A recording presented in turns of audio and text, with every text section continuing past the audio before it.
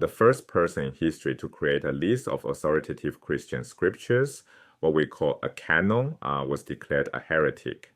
His name was Marcion. By trying to shrink Christianity's Bible down to just 11 books, he accidentally forced the church to build the New Testament we know today. How does a wealthy shipping merchant from Turkey end up reshaping Christian scripture forever? Marcion arrived in Rome around 140 CE. A wealthy businessman from Sinop in modern-day Turkey, he came bearing an enormous donation to the Roman Church, the equivalent of years of a laborer's wages. The church welcomed his money. Then he started teaching. What Marcion proposed shocked church leaders. He claimed the God of the Old Testament was not the Father of Jesus. They were two completely different beings. Here's Marcion's theology. The creator God of Jewish scripture, the one who made the world, gave the law to Moses, punished sinners, was a lesser deity, vengeful, legalistic, responsible for this flawed material existence. But Jesus revealed a different God entirely, a Father of pure grace, love, and mercy. This God had been completely unknown until Jesus arrived to rescue humanity from the Creator's domain. The implications were radical. If the Old Testament describes a different, inferior God, then Jewish scripture has no place in Christianity whatsoever. So if Marcion rejected the Old Testament entirely, what did he think Christians should read? He needed to answer this question. And his answer created the first known Christian canon. A canon, from the Greek word for measuring rod, means a closed list of authoritative scriptures. Before Marcion, Christians valued certain texts, but no one had drawn firm boundaries around them. Marcion's canon contained exactly 11 texts. First, 10 letters of Paul, not 13. He didn't know 1st and 2nd Timothy or Titus, which were likely written later.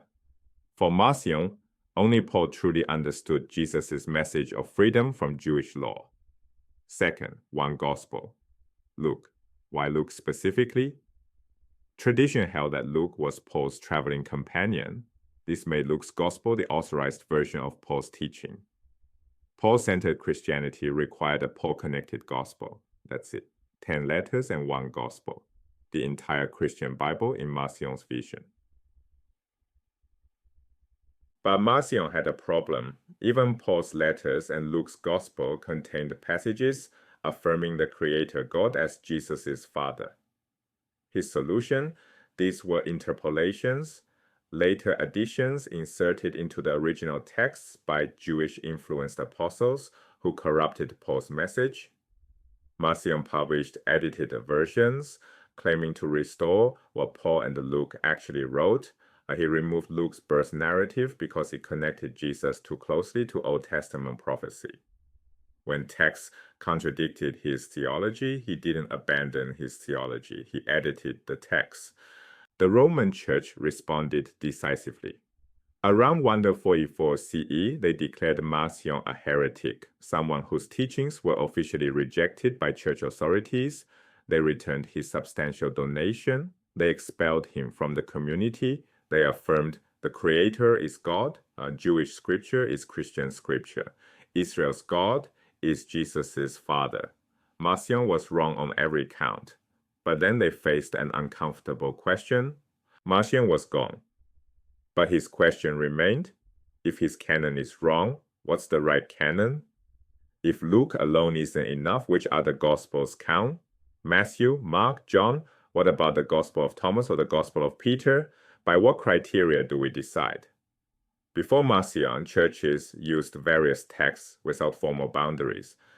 After Marcion, the question demanded an answer. You can't just say someone's list is wrong. Eventually, you have to produce your own. The response to Marcion unfolded over centuries. Around 170 CE, someone created what scholars call the Muratorian Fragment, an early list of accepted books that explicitly argues against Marcion's restrictions. Debates continued for 200 more years. In 367 CE, Bishop Athanasius of Alexandria listed exactly 27 New Testament books, the same 27 we have today.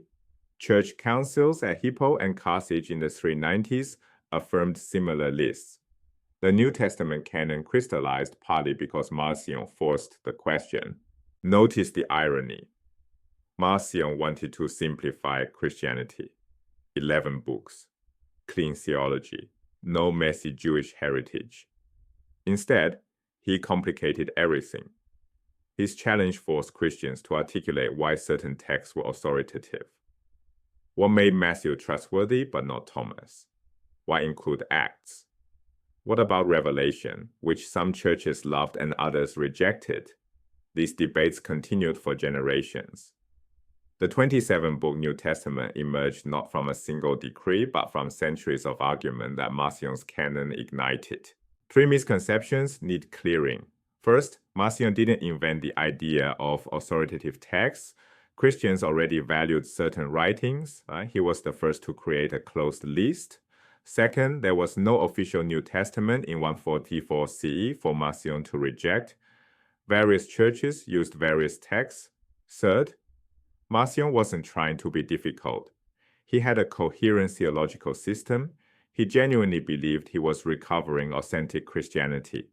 The church disagreed, but his internal logic made sense on its own terms.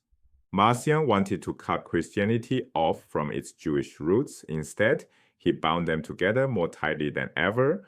By forcing the church to defend the Old Testament, he ensured it would remain permanently attached to the New. The Heretic's challenge shaped orthodoxy. Every generation of Christians since has inherited the question he first posed: what counts as scripture and why?